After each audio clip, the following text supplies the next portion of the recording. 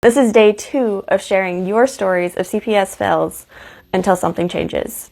So today's story is again pulled from Reddit, and it says, "Let me start off by saying that I am female 18 and I moved out of my mom's house a few months ago because she had tried to kick me out the first time due to me working constantly and believing I wasn't really working the hours I say that I am, even though my paycheck says otherwise, and my boss even confirmed it for me.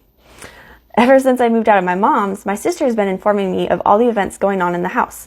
These include a lack of food in the house / spoiled food in the fridge, mom constantly yelling at them, slamming the closest object in hopes to start something, repeatedly trying to kick out my 16-year-old brother from the house, 16, threatening to kill the cat in front of them, barely being home with them / sitting outside the house, then being inside with them, and also hasn't been taking any of her medication for depression and PTSD. Just yesterday, I had called CPS to make a report with what my sister had just told me, as well as even brought up a video my sister had of an ugly argument that went on.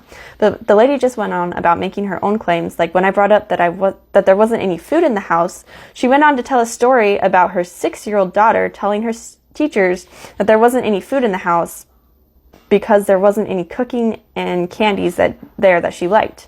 Let me bring up that my sister is 13 years old. She would know the difference of not having food that she likes and not having food at all than what a 6-year-old would think.